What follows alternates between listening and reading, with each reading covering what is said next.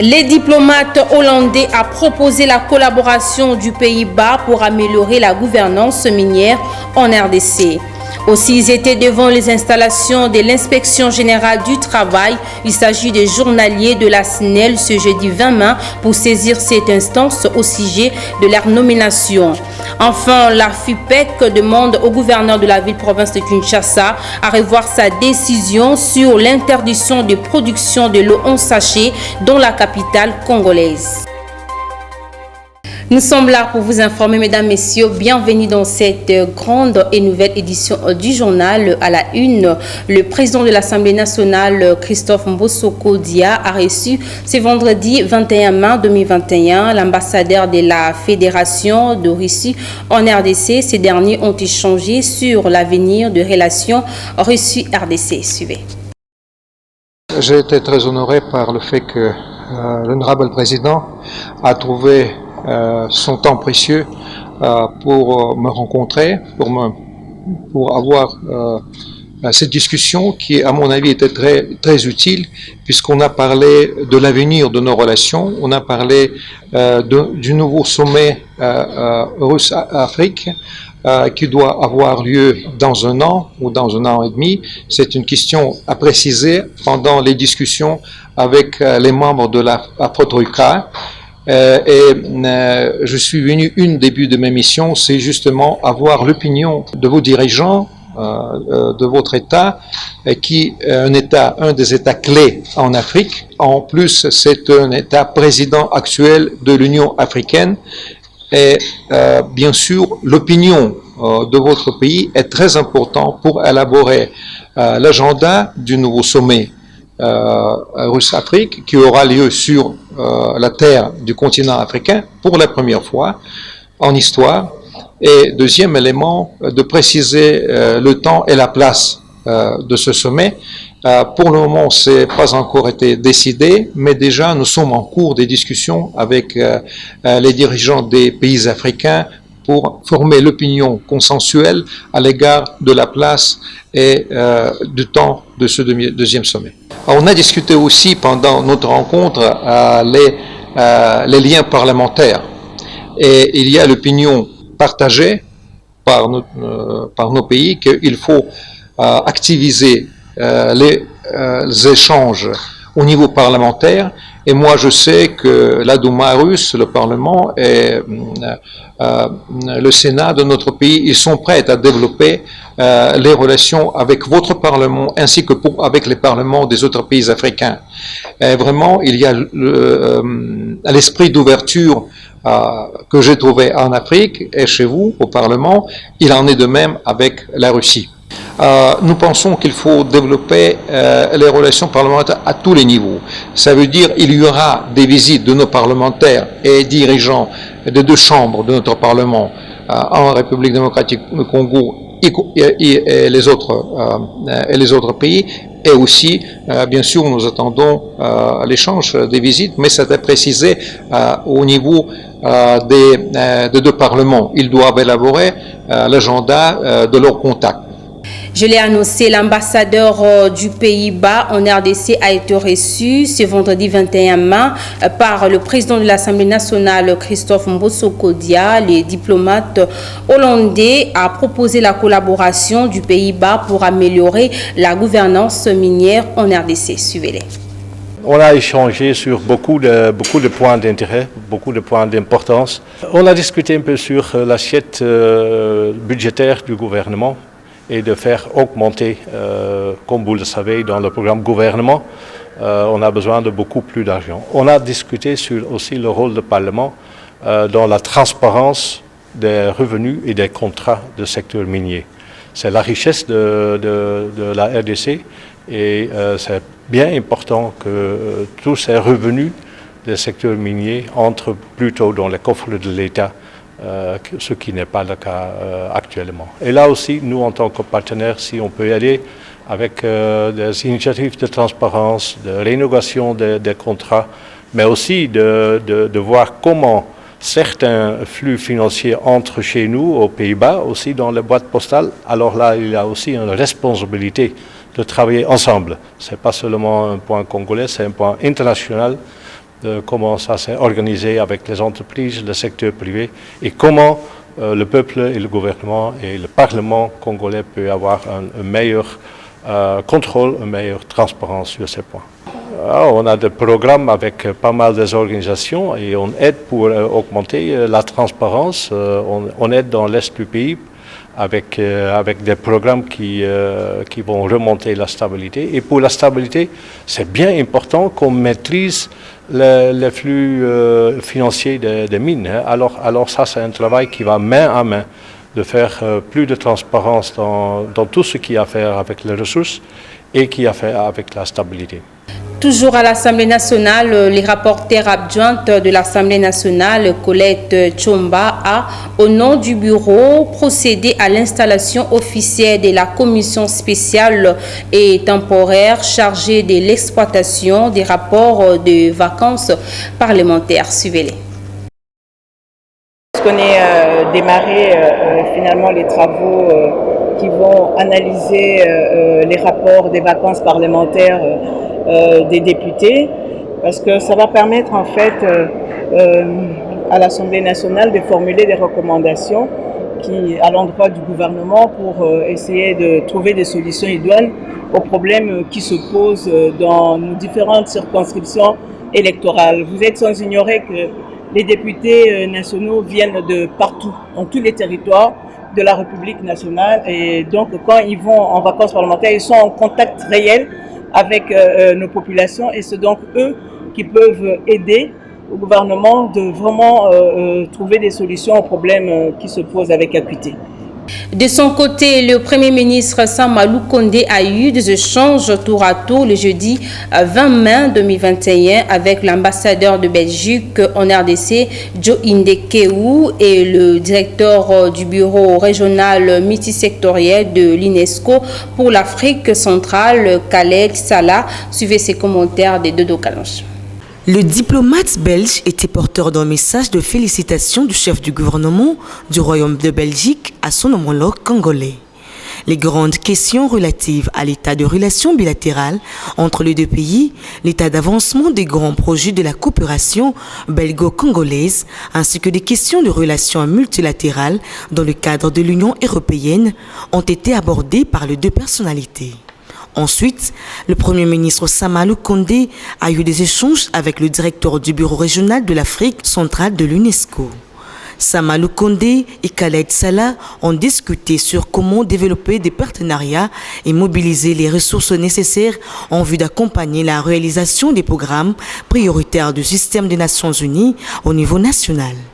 Le bureau régional de l'Afrique centrale couvre pour le moment 4 de 5 programmes de l'UNESCO en exécutant un ensemble d'activités en accord avec les priorités stratégiques des secteurs comme l'éducation, sciences humaines et sociales, culture et communication et information. Toujours dans l'actualité, le vice-premier ministre, ministre de l'Intérieur, Sécurité, Décentralisation et Affaires coutumières, Maître Daniel Asselo Okito, a, au cours d'une cérémonie organisée à Kinshasa le jeudi 20 mai 2021 au quartier général de la police nationale congolaise, consacré à sa présentation officielle appelée le policier à la discipline et à se mettre au travail pour traquer les bandits à Kinshasa. Suivez ces reportages de Ginelle Pézou. 3 temps forts ont caractérisé cette cérémonie de prise d'armes organisée au quartier général de la police nationale congolaise, notamment la présentation du nouveau vice-premier ministre, ministre de l'Intérieur, Sécurité, Décentralisation et Affaires coutumières et son vice, allocution du ministre et enfin les défilés. Prenant la parole pour la circonstance, le vice-premier ministre, ministre de l'Intérieur, Sécurité, Décentralisation et Affaires coutumières, Maître Daniel Asselo Okito, a exhorter les policiers à la discipline. En effet, préserver l'intégrité du territoire national d'une part, maintenir l'ordre public et assurer la sécurité des personnes et de leurs biens d'autre part, sont des rôles qui garantissent la paix et la vie d'une nation qui aspire au développement et au bien-être communautaire. Voilà pourquoi je vous exhorte à remplir loyalement les missions qui sont les vôtres pour le bien-être de la République démocratique du Congo, notre pays. L'occasion Faisal et Laron, les policiers ont défilé devant le numéro 1 de la territoriale et son vice.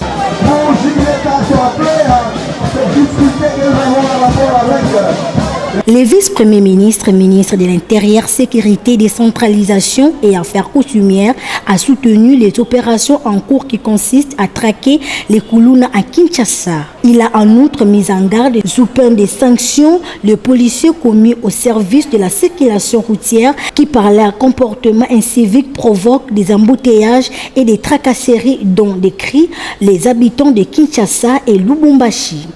Vous savez, la sortie médiatique de Paul Kagame, président rwandais, n'en continue pas moins à susciter débats et commentaires au sein de la population congolaise.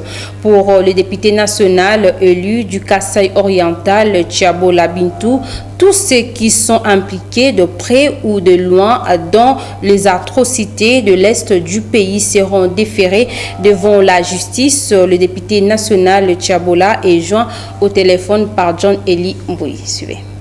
Ce sont des propos qui provoquent l'indignation de tout un peuple. Ça, c'est une énième tentative de négationnisme, de massacre de milliers de Congolais. Mais il faut retenir que les annales de l'histoire nous rappellent, cependant, de manière factuelle, qu'il faut parler à titre indicatif, que du 5 au 10 juin 2000, les armées rwandaises et ougandaises se sont affrontées à Kisangani sur le sol congolais, tuant un millier de civils, tuant et détruisant des biens comme on ne pouvait pas l'imaginer. Il y aura un tribunal qui va s'en charger. Le docteur Mukwege, c'est un grand homme, il ne peut pas être une caisse de résonance. La République démocratique du Congo est en train de payer le prix de son hospitalité, puisque lorsqu'il y a eu le génocide au Rwanda, après le changement de régime et la mort brusque du président Habyarimana, la RDC a accueilli des milliers de réfugiés rwandais. Ils sont venus au Congo, ils ont déporté leurs problèmes au Congo.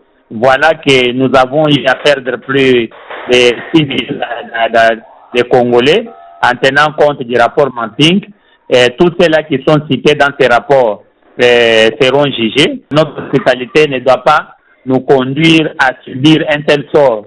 Nous voulons bien rester avec tous nos voisins en paix. Nous voulons que la justice soit rendue à ces gens-là. Nous ne sommes pas surpris de ces propos-là. C'est quelqu'un qui est en train de défendre ses frères, les gens qu'on a cités. Si parmi les gens cités, il y a des Rwandais qui ont commis des massacres au Congo, ils seront bel et bien jugés et condamnés. Après 1 mois et 2 jours depuis le lancement de la campagne de vaccination contre le coronavirus en République démocratique du Congo avec le vaccin AstraZeneca à la formation hospitalière Vijana de Lingwala, le docteur Roland Manienga, l'un des agents commis à la riposte, s'inquiète de faible engouement de la population pour la vaccination. Pour cette fin, je vous invite à suivre le docteur Roland Manienga dans cet extrait choisi par Gianni Menga. Effectivement, le lancement de la campagne de vaccination avait commencé depuis le 20 avril. Nous ici, nous avions commencé le 19, le 20. Du 20 avril au 20 mai, à ce jour, nous sommes déjà presque à 140 vaccinés. Dans les 140 vaccinés, nous avons des personnels soignants et autres catégories. Il n'y a pas vraiment un grand engouement parce que tout le monde le sait. Dès que cette histoire de la vaccination est sortie sous d'autres cieux, il y a eu des intox et des informations qui sont sorties qui étaient erronées. Mais nous, depuis qu'on a commencé à vacciner, avec l'effectif de 140, nous avons au moins 17 manifestations. C'est que peut-être les gens craignaient. Parmi ces manifestations, soit c'est la fatigue, soit c'est la fièvre, soit ce sont des maux de tête. En dehors de ça, on n'a pas enregistré quelque chose de si grave ici dans notre centre. Donc, en bref, c'est ce qu'on peut vous donner comme information concernant la vaccination de Covid-19. On ne peut que sensibiliser les gens à venir se faire vacciner. Parce que nous sommes Congolais, on ne peut pas accepter quelque chose qui va détruire la population congolaise. Donc nous avons eu les vaccins nous-mêmes. On n'a pas vu quelque chose de si mal qui peut nous déranger, mais sinon nous en appelons aux gens de se mobiliser, venir se faire vacciner. Je l'ai annoncé, les journaliers de la SNEL étaient devant les installations de l'inspection générale du travail le jeudi 20 mai dernier pour saisir cette instance au sujet de leur nomination, et c'est après plusieurs démarches auprès des autorités de cette société sans obtenir gain de cause. Quant à ces suivait Maître Stéphane Condé, avocat de ces journaliers, dont ces propos recueillis par Christian Lissoukou. Pour l'instant, nous n'aimerions pas faire de déclarations parce que nous sommes encore au niveau de l'inspection du travail pour des séances de conciliation. Et au cas où on n'arrive pas à se mettre d'accord avec la SNEL, il y aura un PV de non-conciliation qui nous permettra de saisir les cours et tribunaux. Donc aujourd'hui, il n'y a rien eu de notable. La SNEL a exigé de pouvoir avoir les dossiers physiques de chacun de nos clients. Nous avons un dossier très volumineux et chacun de nos clients a un dossier à la SNEL. Les pièces qui attestent qu'ils ont été utilisés par la SNEL et qu'ils ont été renvoyés, envoyés en pâture, comme si l'état de droit n'existait pas, comme s'il n'y avait pas de loi dans la République. Naturellement, parce que c'est un état de droit, nous sommes dans un état de droit, c'est des messieurs qui ont presté pour la SNEL. Il y en a qui ont presté pendant 10 ans ininterrompus, il y en a qui ont presté plus de 6 mois. Donc on est dans l'hypothèse d'une certaine violation de la législation en matière de travail en République démocratique du Congo, ce qui augure que la SNEL doit revenir au bon sentiment et appliquer la loi dans sa rigueur. Ah ouais, je crois que les na PV à non conciliation, na PV à conciliation. Ce qui batindi biso na niveau de justice na PV à non conciliation. Déjà l'entreprise est déjà na moi keba déjà na course, moi on a déjà arrêté la course. Ce qui PV à conciliation, tous à prêt pour négocier. Hein, tous à te pour bunda, ceux qui non, ceux qui t'écoutent négocier qui te yokani malamu. Je crois que tu as connaissé musika te to comment tirer la justice. Je m'en monnaie belé batu oyo tous aliawa.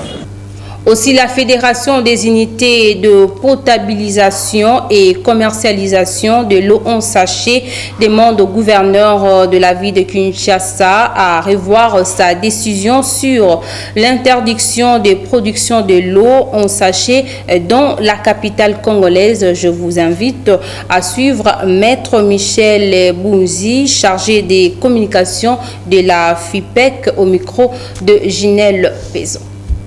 Nous demandons au gouverneur de nous contacter. Nous sommes allés le voir autant de fois, il ne nous a pas encore réussi, mais nous continuons à insister. Nous savons qu'il va quand même nous recevoir. Et quand il va nous recevoir, nous allons lui dire ce qu'il faut pour cela. On a toujours incriminé de l'eau conditionnée dans les sachets qu'on appelle communément au pire.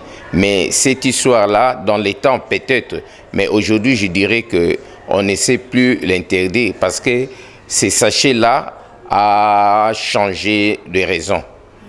Voilà. Dans les temps, les sachets étaient un problème, mais aujourd'hui, les sachets, c'est une opportunité. Donc, on ne peut pas empêcher l'opportunité dans la société. Monsieur le gouverneur, si vous êtes sous-informé, je ne sais pas où vous êtes mal informé, mais sachez que les sachets plastiques et les bouteilles plastiques, c'est la même matière. Donc, leur recyclage se fait par de mêmes machines.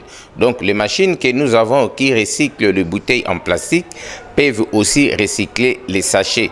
Mais je vais vous dire, il y a beaucoup de gens qui ont déjà des unités de recyclage des sachets ici dans la ville, province de Kinshasa. Ils attendent que votre accord, si vous accordez, ils vont directement entrer en application. Donc, il y a déjà des usines, il y a des équipements qui peuvent recycler les sachets. Pas seulement des sachets en plastique pour OPI, mais tous les sachets plastiques.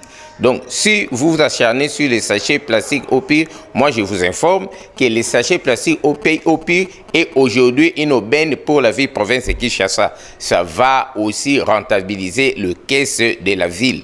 Le fisc et tout, ça va financer l'économie de la ville province de Kinshasa. Les sachets OPI, les sachets en général, aujourd'hui, peut créer de l'emploi, peut absorber, comment je dirais, la délinquance juvénile, peut absorber le chômage. Donc les sachets au pire aujourd'hui peuvent créer beaucoup d'opportunités. Tout à fait autre chose, dans le cadre du programme e-report, une plateforme sociale développée par l'UNICEF le jeudi 20 mai dernier à Kinshasa, l'UNICEF a signé un protocole d'accord avec la société des télécommunications Africell pour le système de messages gratuits. Suivez ces reportages des copains Koutemis. Cet accord signé entre l'UNICEF et Africell permettra aux jeunes, via la plateforme e-report, de s'exprimer sur les enjeux qui leur tiennent à cœur à travers des courts sondages, obtenir des informations, rapporter des problèmes auxquels ils font face et proposer des solutions, a fait savoir Edouard Bebekder, représentant de l'UNICEF en RDC. Notre objectif est que 2 millions de personnes rejoignent la plateforme d'ici la fin de l'année, afin de faire entendre leur voix. Il est très important de voir ça par rapport aussi à la Convention des droits de l'enfant. Dans la Convention des droits de l'enfant, qui est signée par le gouvernement de la RDC, il y a un protocole sur la participation des jeunes et des enfants. Et ainsi, nous allons collaborer à faire que cette convention soit mieux respectée au niveau de la DRC. Je tiens ici à remercier Africell et son directeur général, M. Milad Kerafala, d'avoir cru en ce projet pour la jeunesse congolaise. Ceci démontre l'engagement social d'Africell en RDC. Pour sa part, Milad Kairala, directeur général d'Africell, s'est dit satisfait car ces partenariats entrent dans les actions sociales que mène Africell en RDC. Aujourd'hui, au nom de la société Africell et celui de tout nos personnels, on vous remercie infiniment de nous avoir joints dans ce partenariat pour la plateforme e-report qui se veut un outil dans lequel les jeunes de la République vont désormais faire entendre leur voix, comme M. Edouard a déjà parlé. S'inscrivant dans la vision du chef de l'État, son Excellence M. Félix Antoine Tshisekedi Tshilombo, il faut noter qu'Africell RDC a mené jusqu'ici plusieurs actions sociales similaires dont l'objectif principal est de rendre accessible au moindre coût la communication pour tous les Congolais, et spécialement les jeunes. Il faut noter que e-report en RDC est aussi un mouvement de jeunes qui se ressemblent, qui lancent des initiatives et qui prend des actions. Les jeunes e-report sont invités ici à se rassembler et proposer des actions volontaires.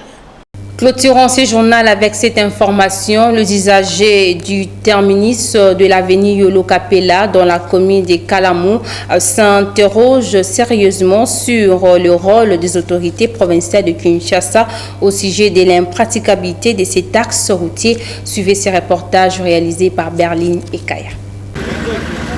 Le terminus des avenues Yolo Capella et Kimwenza dans la commune de Kalamou est devenu un casse-tête depuis un temps relativement long pour les véhicules, des motocyclettes ainsi que des piétons de négocier les passages des nids de poules qui jonchent la voie.